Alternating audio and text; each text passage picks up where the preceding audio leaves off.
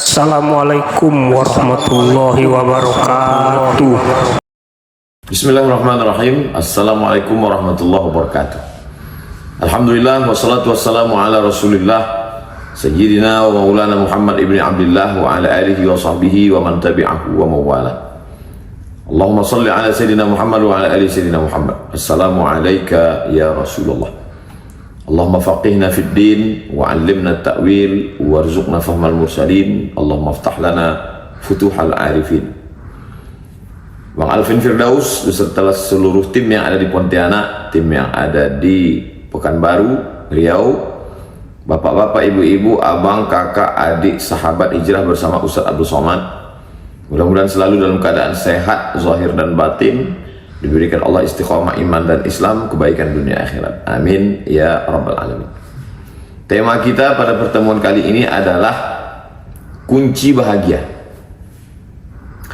Pertama yang perlu kita pahami dulu, apa itu bahagia. Bahagia ini terkait dengan sesuatu yang tidak kelihatan, psikologis. Kalau masalah sakit jantung, diabetes, gula darah, darah tinggi, kita pergi ke dokter. Tapi kalau masalah yang terkait dengan psikologis, itu namanya ilmu nafs, ilmu pengetahuan, nafs jiwa. Maka ada psikolog yang tahu. Apa kata orang psikologi tentang bahagia? Mereka definisikan, kalau bahasa Arabnya, asy'uru bil itmi'nan, rasa tenang, itulah bahagia. Jadi yang mau dicari orang dalam hidup ini adalah asy'uru bil itmi'nan, rasa tenang. Kenapa orang, anak-anak muda itu kenapa dia pacaran? Kalau ditanya, mau teman curhat Ustaz, mau cari ketenangan. Kenapa orang mesti punya duit? Saya kalau punya duit ini tenang Ustaz. Kenapa orang, mohon maaf, pergi ke diskotik? Saya capek lelah kerja, saya mau ke karaoke, saya mau menikmati uang saya, mau tenang. Semuanya hidup mau tenang. Kenapa orang ke gunung? Mau tenang. Kenapa menyelam? Mau tenang. Kenapa orang naik motor? Riding. Semuanya ingin asy'uru bil itmi'nan, mau mencari ketenangan. Nah, jadi lalu bagaimana dengan ajaran Islam? Apa itu bahagia? Maka kalau kita lihat dalam hadis Nabi Shallallahu Alaihi Wasallam, ada dalam Sahih Al Bukhari, man asbaha minkum aminan fi sirbihi. Siapa yang di awal harinya, paginya, bangun tidur, aminan fi sirbihi, jiwanya tenang. Nah, jadi memang, kenapa ada kesesuaian antara ajaran Islam dengan psikologi? Al-hikmatu dhallatul mu'min. Hikmah itu milik orang beriman. Aina wajadaha fahuwa ahaqqu biha. Dimanapun dia menemukannya, berarti itu milik dia. Mohon maaf, nauzubillah, kalau cincin saya ini hilang, lalu saya ketemu di jalan, dipegang orang, saya kenal cincin ini, saya tahu, maka saya katakan itu milik saya. Betul itu milik saya. Mohon maaf Ustaz, tadi saya ketemu di jalan, milik saya. Jadi hikmah itu milik orang beriman. Dimanapun dia dapati, maka dia mengamalkannya. Walaupun dipegang oleh seorang psikolog, ilmu jiwa, maka sesungguhnya itu punya kita. Maka ketenangan dalam hati. Apa yang membuat tenang? Nah, ini lagi. Setelah kita tahu bahwa bahagia itu adalah tenang, yang membuat tenang itu apa? Tidak sama semua orang. Yang satu yang membuat dia tenang itu kalau hujan. Saya kalau hujan Pak Ustadz, saya tenang sekali. Kalau yang satu enggak. Saya yang buat saya tenang itu kalau panas. Kenapa bisa berbeda? Sama-sama manusia, kenapa yang satu kalau hujan dia tenang, yang satu kalau panas dia tenang? Ternyata yang bilang kalau hujan ini saya tenang, dia nanam kelapa sawit. Kelapa sawit kalau hujan buahnya bagus. Yang bilang kalau saya panas saya tenang, dia nanam karet. Karena kalau habis karet itu, batang karet itu dipotong, ditakik kata orang Melayu, turun hujan, habislah cair semua. Tak ada bisa besok untuk dipanen. Orang yang sama, tinggal di tanah yang sama, standar bahagianya berbeda. Yang satu kalau udah panas, aduh senang sekali saya panas. Yang satu kalau udah hujan, kalau udah panas, aduh Kenapa dia senang panas? Dia jual es krim, dia jual es buah. Tapi yang satu kalau udah hujan, senang sekali dia, karena kebetulan dia bercocok tanam. Jadi kenapa orang mendapatkan ketenangan yang berbeda? Karena motivasi yang berbeda. Karena ada background yang berbeda, latar belakang yang berbeda. Apa yang menenangkan hati pedagang? Modal serendah-rendahnya dengan untung setinggi-tingginya. Apa yang menenangkan hati seorang arsitek? Ya, kalau yang berada di pikirannya bisa diwujudkannya secara nyata dalam bentuk kondominium, bangunan, rumah, villa, hotel, dia bahagia sekali. Berapa lama kebahagiaan itu bertahan dalam hatinya, ketenangan itu? Nah, jadi memang kita perlu bahas kenapa orang menjadi tenang dan apa yang membuat dia bertahan lama tenang. Maka dalam hadis dikatakan, man asbaha minkum aminan fi sirbihi, siapa yang di awal hari pagi hatinya merasa tenang, mu'afan fi jasadihi, badannya sehat, paginya tenang, badannya sehat, wa indahu qutu yaumihi, qut artinya makanan pokok, lebih khusus lagi qut pakai waw ta, qut artinya makanan pokok. Ada yang dimakan hari ini, faka'annama hizat lahu dunya bihadzafiriha, maka dialah pemilik dunia beserta isinya. Jadi standar bahagia dalam Islam itu simpel sekali, 3 saja. Hati tenang, badan sehat, ada yang dimakan, maka kitalah pemilik dunia. Apa yang perlu kita pikirkan? Jangan terlalu larut melihat masa lalu, sedih berkepanjangan. Jangan terlalu cemas melihat masa akan datang. Ketakutan yang tak berhenti memicu asam lambung, naik darah tinggi, jantung koroner, gula darah, detak jantung, emosi tidak stabil. Nikmati saja yang ada sekarang. Bangun tidur, alhamdulillahilladzi ahyana ba'da ma amatana wa ilaihin nusyur. Lihat, alhamdulillah badan sehat. Ada yang bisa dimakan hari ini, makan. Faka'annama hizat lahu dunya bihadzafiriha, maka engkaulah pemilik dunia beserta isinya. Berapa banyak orang kaya, jangankan bayar dokter spesialis, dokter pribadi, rumah sakit bisa dia beli, tapi kesehatan tak bisa dibeli. Kita bisa beli tempat tidur yang harganya 100 juta, pergi ke mall nampak 100 juta. Orang-orang kaya itu upil sama dia 100 juta. Tapi ada yang tidak bisa dibeli. Apa? Tidurnya nggak bisa dibeli. Tempat tidurnya bisa, tapi tidurnya tidak. Kebahagiaan adalah ketika kita bisa menikmati apa yang bisa kita nikmati sekarang, tidak terlampau melihat masa lalu. Adapun masa lalu yang penuh dosa, maksiat, kita bertaubat, mandi taubat, sholat sunat taubat, istighfar, minta ampun pada Allah. Lalu kemudian masa kecil penuh penderitaan, anggap itu sebagai bagian dari pendidikan. Husnuzon pada Allah, Allah ingin mental kita menjadi orang yang kuat, menjadi orang yang tegar, lebih berserah diri pada Allah, dekat kepada Allah. Adapun yang masa akan datang, berapa banyak orang sudah siapkan kos-kosan 100 pintu untuk persiapan pensiun, saking takutnya. Kenapa orang korupsi? Karena takut. Kenapa orang main proyek? Karena takut. Takut nanti nggak makan setelah pensiun, takut anak nanti tidak sekolah, takut. Pada sesuatu yang tidak mesti ditakutkan. Allah sudah menjamin, wa ma min dabbatin fil ardi illa 'Allah rizquha. Segala sesuatu ini dijamin Allah SWT rezekinya, dan kita ada usaha dan ikhtiar. Anak-anak kita ini kita sadarkan saja bahwa kamu saya sekolahkan, dikasih modal secukupnya, dikasih mata kail pancing dengan batang pancing dengan tali pancing. Ikan satu lautan itu milikmu, akan diberikan Allah Subhanahu wa ta'ala. Jadi kita tanamkan itunya, bukan kita siapkan, nah ini kulkas penuh untuk kamu, dimakannya habis, masak habis. Tapi kita katakan lautan beserta telur ikan beserta isinya itu semua dari Allah untuk kamu. Aku cuma bisa memberikan pancing ini saja. Kita tidak boleh juga meninggalkan mereka dalam keadaan miskin susah melarat. Antada'ahum 'allatan yatakaffafuna 'alan nas. Jangan tinggalkan mereka dalam keadaan miskin susah melarat, meminta-minta kepada manusia. Menurut hadis yang pertama ini 3 saja. Aminan fi sirbihi, hati dalam keadaan tenang. Mu'afan fi jasadihi, badan dalam keadaan sehat. indahu qutu yaumihi, ada yang bisa dimakan, faka'annama hizat lahu dunya bihadafiriha, dialah pemilik dunia beserta isinya, dialah orang yang paling bahagia.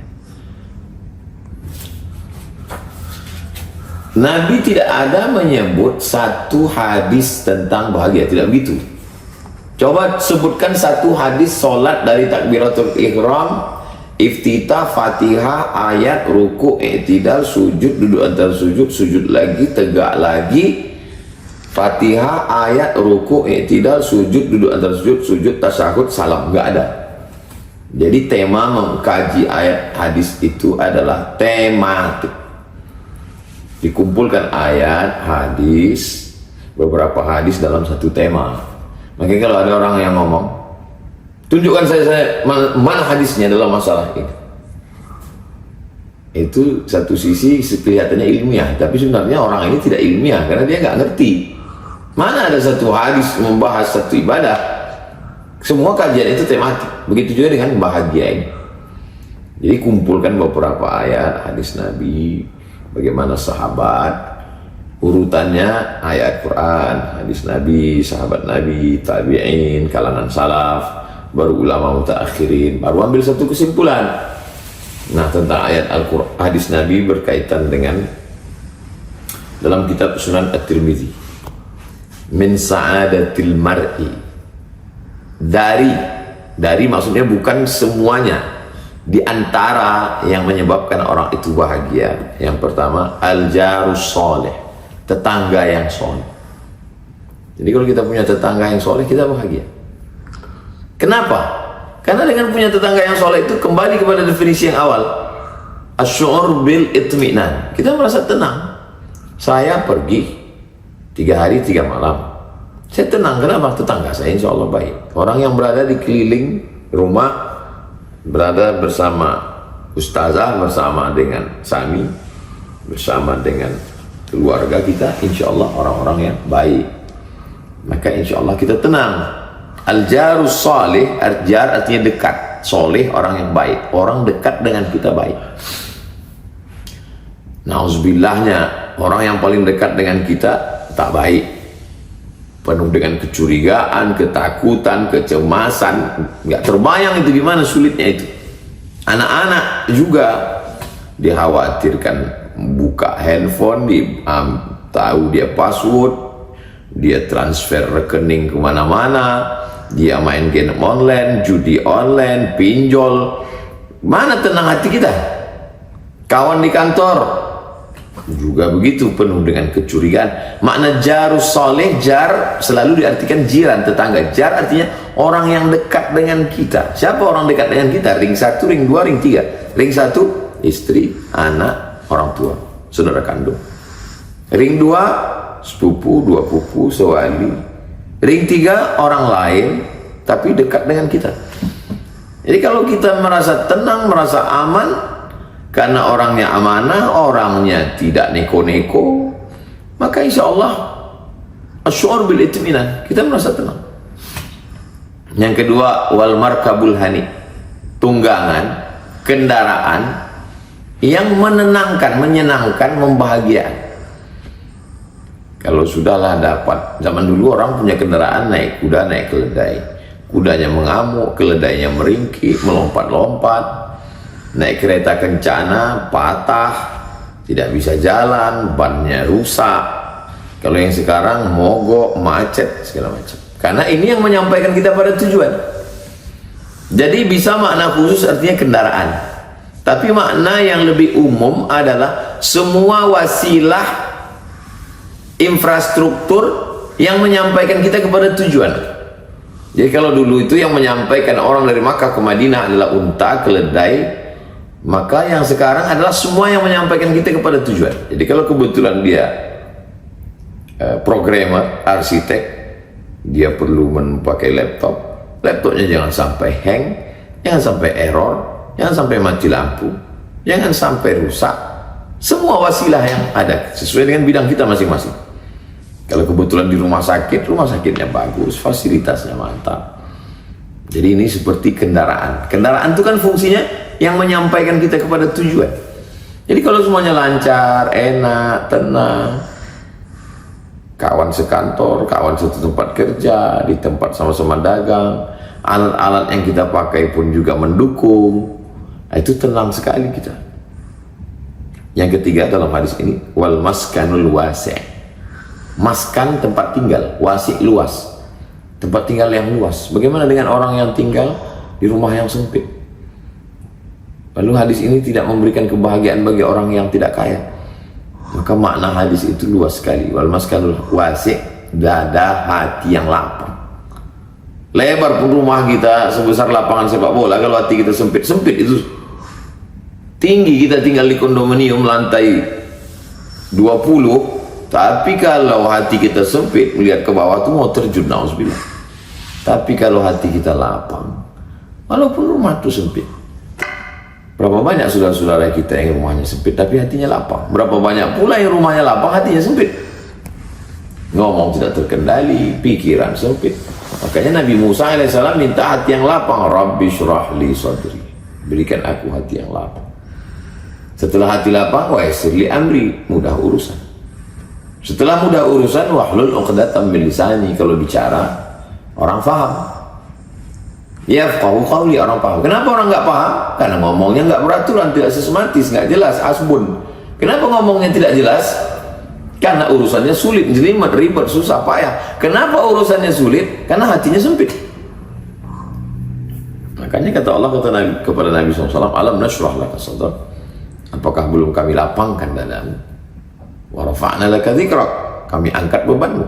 Alladzi anqadha dhahrak, yang selama ini membebani pundakmu, kami angkat beban. Kalau ada kesulitan, kepayahan, fa inna ma'al usri yusra, inna ma'al usri yusra. Diulang 2 kali. Fa inna ma'al usri yusra. Bersama kesulitan ada kemudahan. Inna ma'al usri yusra. Bersama kesulitan ada kemudahan. Kenapa diulang 2 kali? Penekanan makna li taukid. Jangan pernah berhenti pada satu aktivitas. Fa idza faraghta, kalau kau sudah selesai dari satu aktivitas, fansab, cari kerja yang baru, buat aktivitas yang baru. Tapi jangan sombong, jangan aku, jangan berkata saya, jangan berkata ini hanya kerja-kerja kami. Wa ila rabbika farghab, minta doa, mohon kepada Allah. La haula wala quwata illa billah. Jadi kalau kita gabungkan antara 2 hadis ini, aminan fi sirbihi, paginya tenang, mu'afan fi jasadihi, badan sehat, indahu qutu yaumihi, ada yang dimakan. Gabungkan dengan hadis yang kedua, apa dia? Al-jarus soleh, orang-orang yang dekat ini semuanya baik-baik, satu grup baik-baik, nggak khawatir nanti tiba-tiba pulang buka grup WhatsApp habis cacimaki, bully, semua baik-baik semua, tetangga, sahabat, anggota keluarga. Wal markabul hani, wasilah, jalan, sarana prasarana yang dipakai untuk mencapai tujuan ini semuanya lancar. Wal maskanul wasi', hati yang lapang. 6. Nah, kalau kita dapatkan kelapangan kebaikan itu, insya Allah wasilah untuk menjadi hati menjadi tenang. Apakah dengan ini semua hati menjadi tenang? Belum tentu. Karena hati bukan punya kita, hati punya Allah.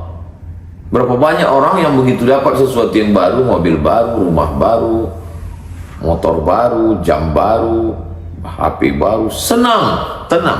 Tapi baru sampai 1 jam udah susah lagi. Nah, yang kita mau pertahankan ini bagaimana asy'ur bil itminan, rasa tenang itu berkepanjangan, berkesinambungan, tidak terhenti dia. Itu yang mau kita inginkan. Dan ketenangannya ini adalah ketenangan yang datang dari Allah.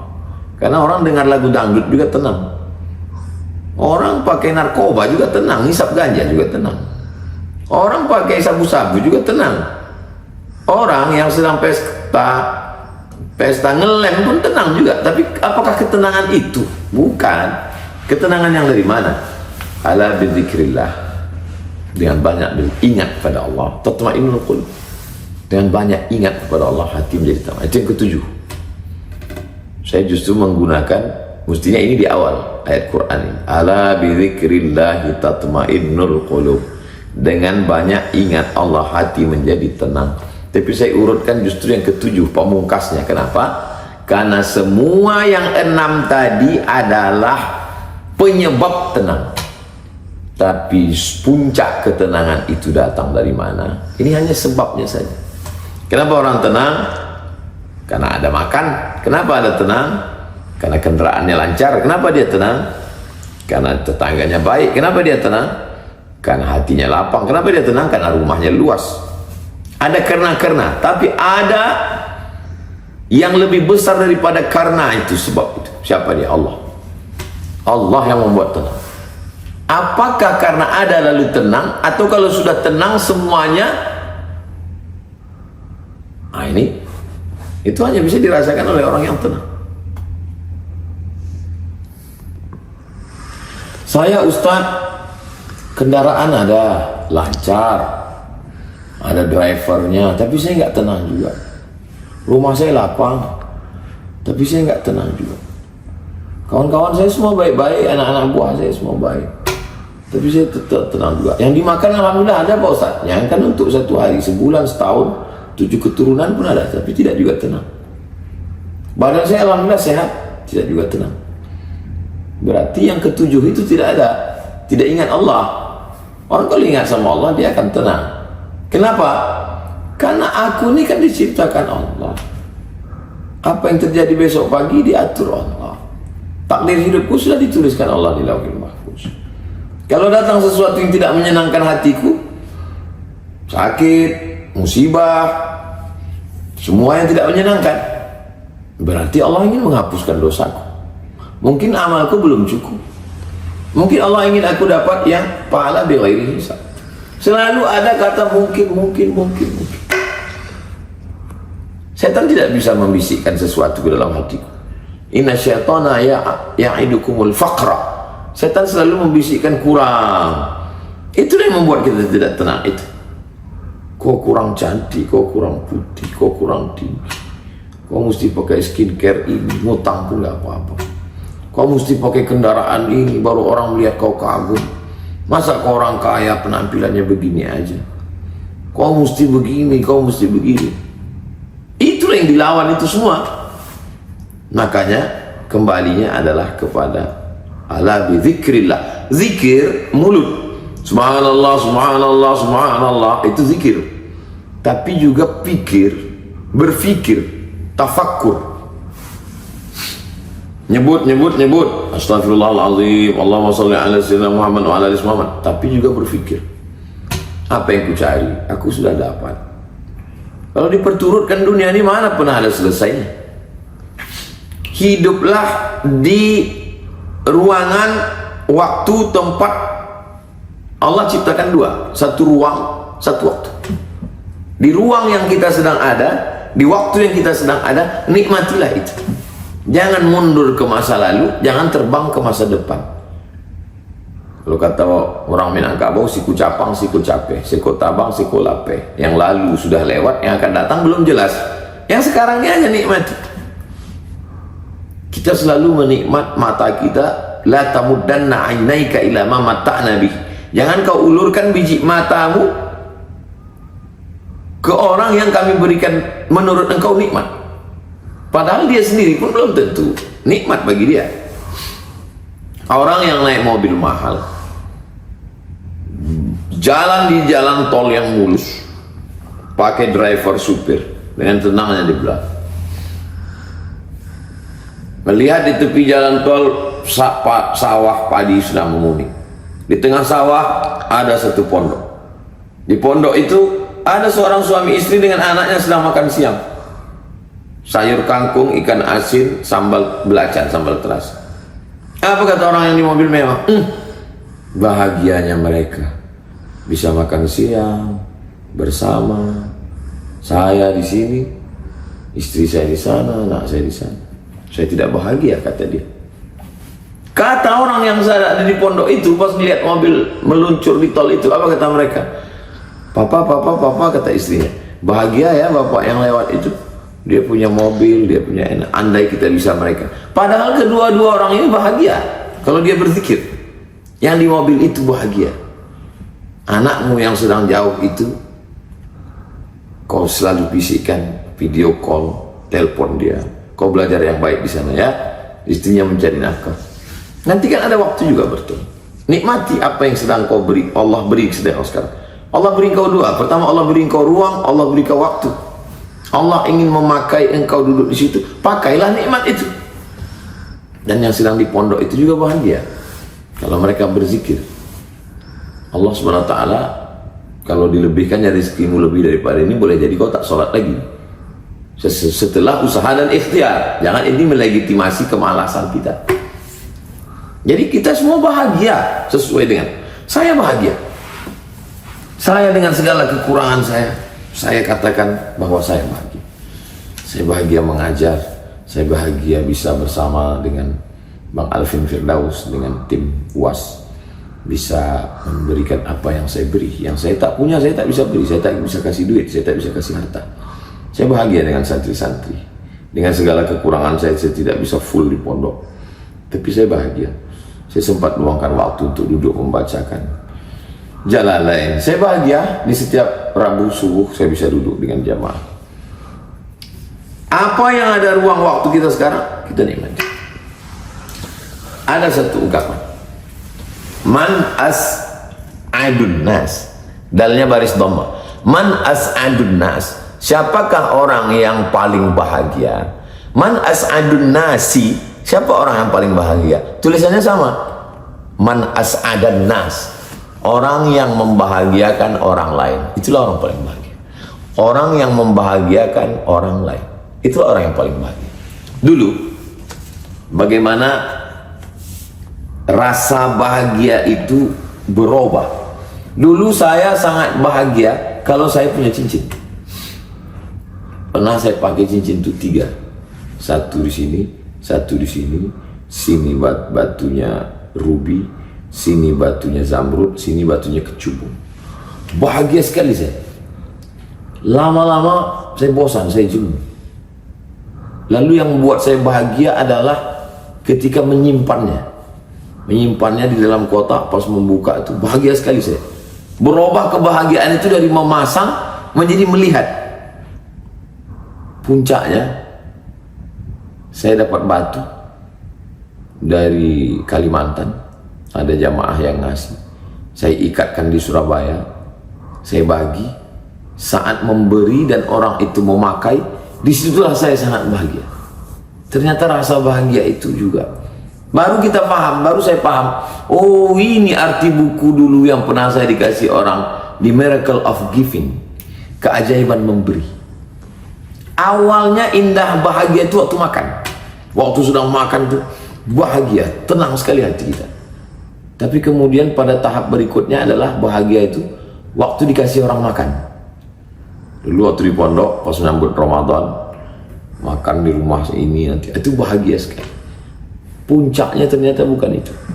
Puncaknya adalah ketika kita bisa ngasih orang makan. Anak yatim, fakir miskin, anak pesantren, kawan-kawan, sahabat. Dan itu tidak bisa diceritakan. Itu yang disebut dengan asy'uru bil itmi'nan, merasa tenang. Ada ketenangan yang luar biasa. Makanya orang yang bakhil, orang yang pelit, heran dia.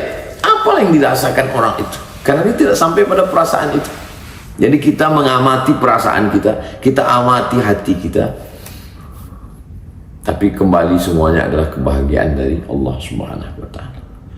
Simpulkan sendiri, ambil pelajaran, insyaallah. Saling mendoakan.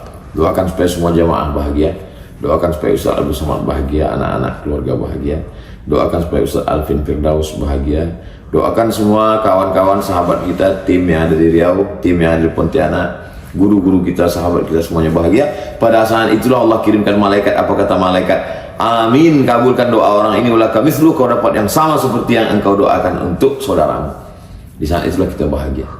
Ada judul buku Kimia Usahadah, kimia kebahagiaan. Ada serpihan-serpihan kebahagiaan yang sedang berterbangan, dan ketika dia hinggap di hati kita, kita menjadi bahagia. Sekarang bagaimana supaya dia hinggap ke hati kita? Kalau kita nyalakan lampu, laron-laron akan datang. Begitu juga kalau ada tangan kita basah, maka begitu juga kalau kita pegang magnet, kita masukkan ke pasir, maka akan datang. Maka bagaimana kebahagiaan ini datang?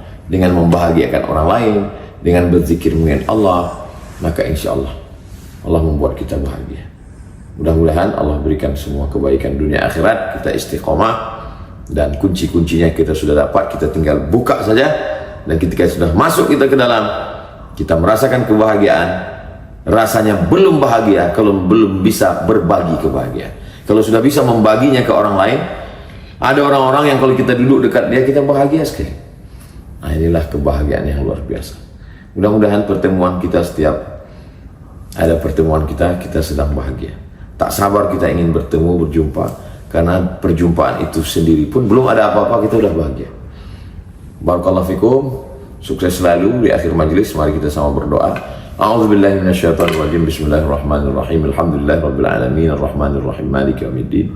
Iyyaka na'budu wa iyyaka nasta'in, shiratal mustaqim, shiratal ladzina an'amta 'alaihim ghairil maghdubi 'alaihim waladdallin. Amin. Allahumma shalli ala sayyidina Muhammad wa ala ali sayyidina Muhammad. Assalamu alayka ya Rasulullah. Allahumma ja'alna minas su'ada'il maqbulin. Jadikan kami orang yang berbahagia karena diterima di hadapan-Mu.